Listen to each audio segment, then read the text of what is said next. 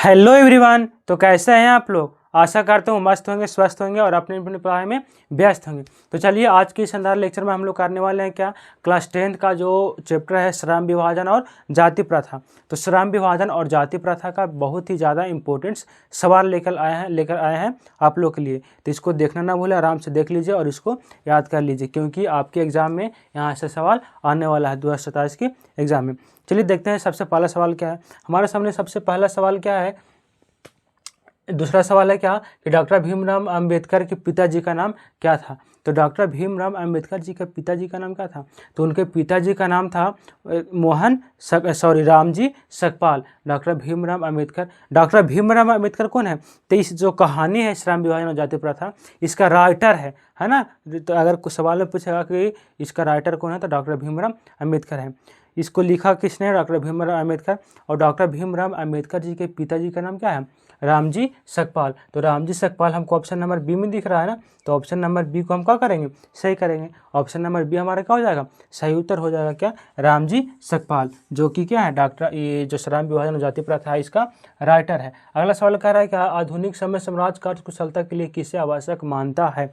तो बताइए किसे आवश्यक मानता है? तो आधुनिक जो हमारा समाज है वो कार्य कुशलता के लिए आवश्यक मानता है। कार्य कुशलता कहने का मतलब क्या?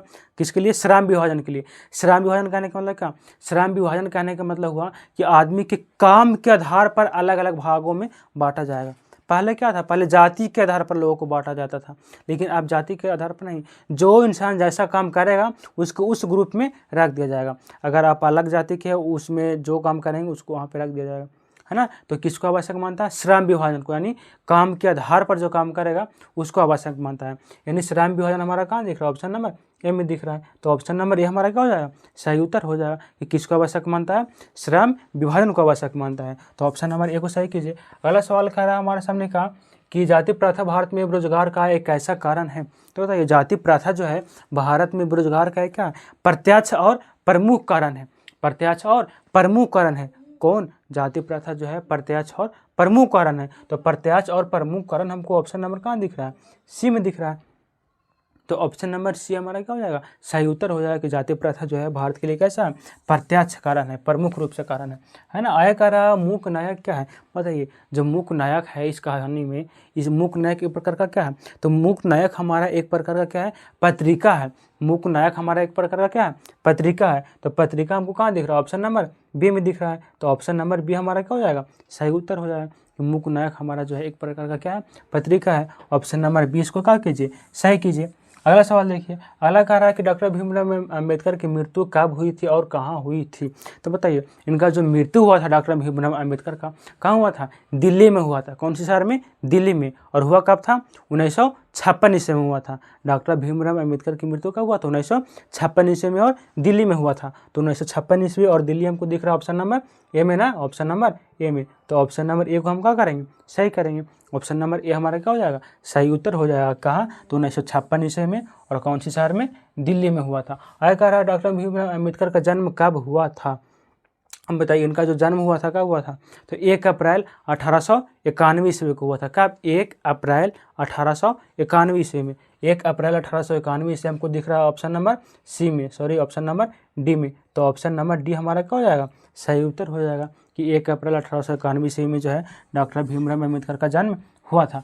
आगे देखिए आगे कह रहा है हमसे क्या कि अम्बेडकर की दृष्टि में भाईचारा का वास्तविक स्वरूप कैसा होना चाहिए? तो बताइए अम्बेडकर की दृष्टि में जो है कैसा होना चाहिए? तो अम्बेडकर की दृष्टि में होना चाहिए दूध और पानी के मिश्रण के जैसा।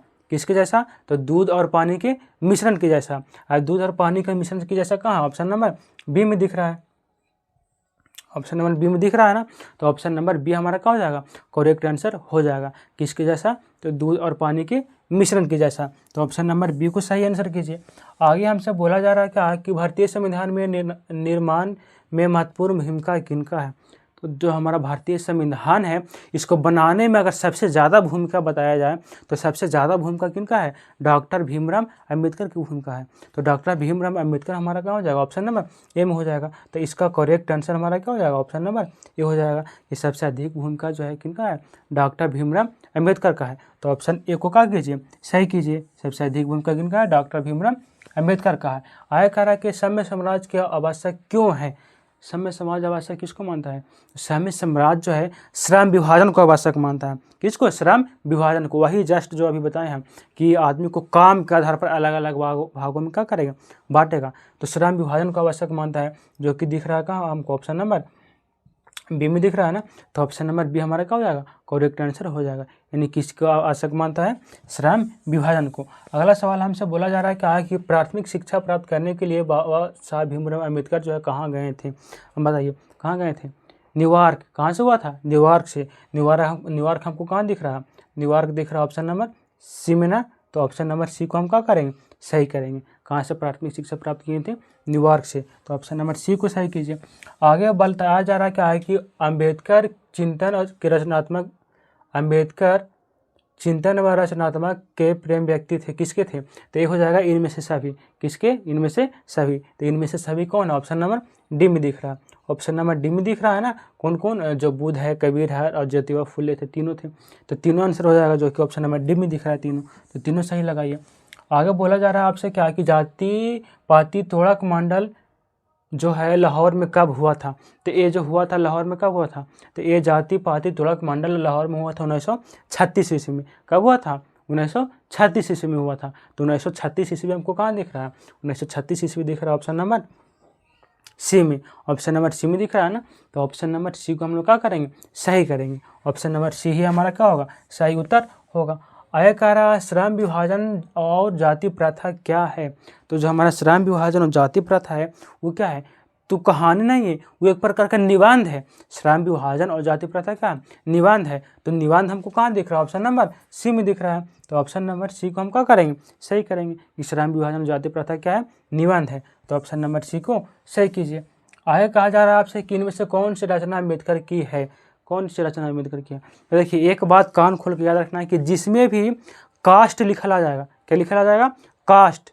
जिसमें कास्ट लिखा आ जाएगा वो सारी की सारी रचनाएं जो है डॉक्टर भीमराव अम्बेडकर की है। तो इनमें भी जितना दिख रहा है यानी इनमें से ऑल ऑफ दिस जो है सबका सब किसके द्वारा लिखा गया है?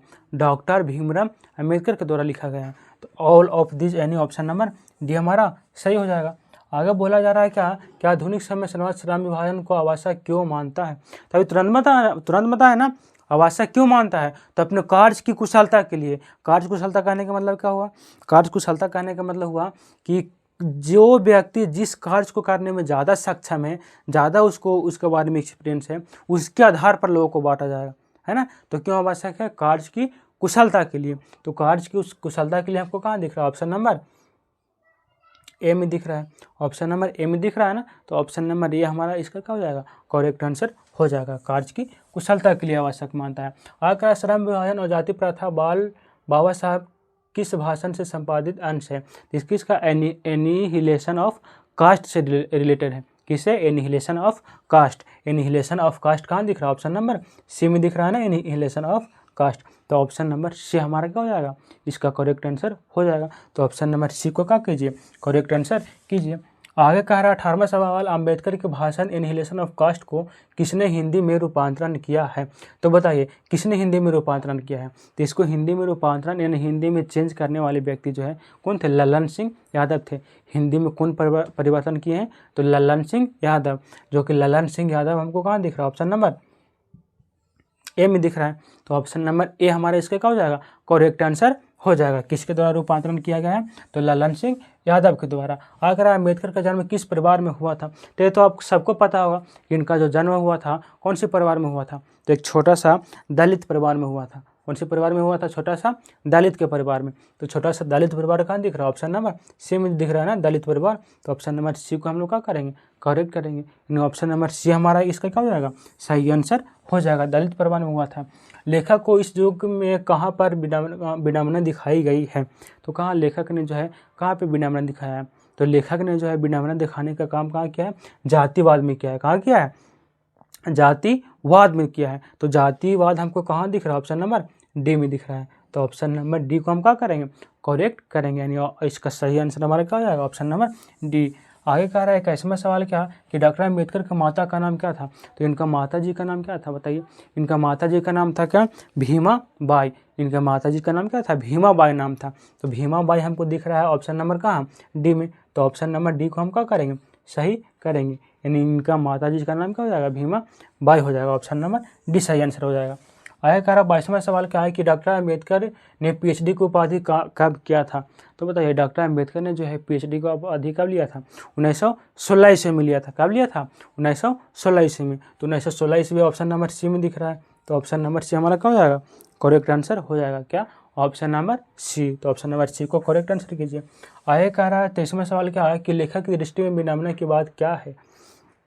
तो अभी जस्ट बताया ना, विडंबना की बात क्या करता है, तो जातिवाद के आधार पर करता है। यानी जातिवाद में जो है किसी भी प्रकार के पोषकों की कमी नहीं है, इसी की बात किया जाता है कहानी में। तो जातिवाद में पोषकों की कमी नहीं है, इसका करेक्ट आंसर हो जाएगा।